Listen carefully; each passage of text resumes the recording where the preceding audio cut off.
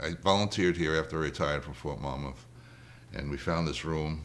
I was originally with the EW people, and I still am, which is up the hall. And I had this collection of items at home, and I wanted to put them out where people can see them, and so that's how it started.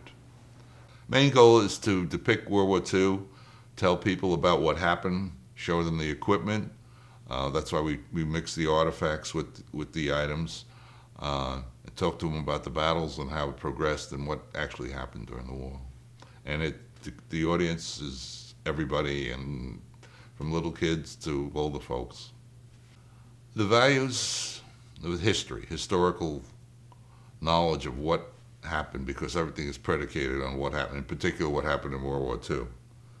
Everything that we are involved in up until this point probably had its start during that war.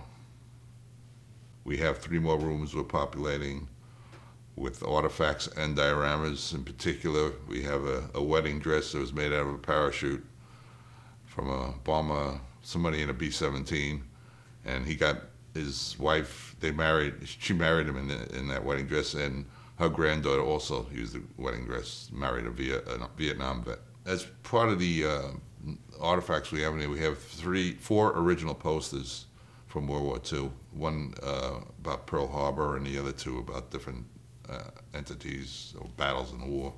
But one of the most interesting ones that people really gravitate to is the Sullivan brothers. There were 5 brothers who joined the Navy together and petitioned the Navy to be on the same ship.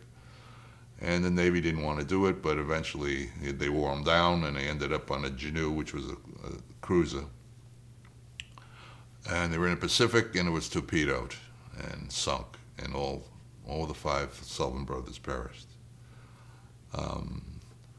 And the original poster is kind of interesting because we have pictures.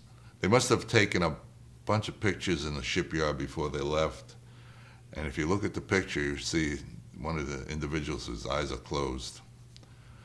And then you look at another picture and his eyes are open, so they just picked the wrong picture to put on the poster. So it's an interesting artifact. A particular interest to a lot of folk is our diorama of the Battle of the Bulge.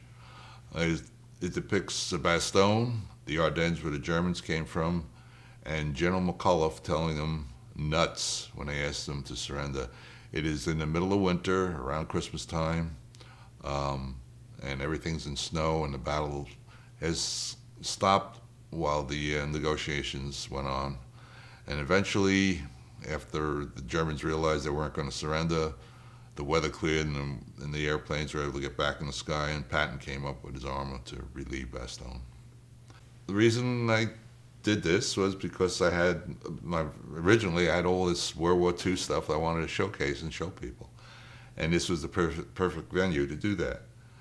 Now that it's progressed to where it is, it's amazing. And with the help of a lot of people and the artifacts that I get, I also volunteer up at the New Jersey National Guard Museum in Seagirt, and I get artifacts and I bring them down here to showcase here, that stuff that we're not using up there.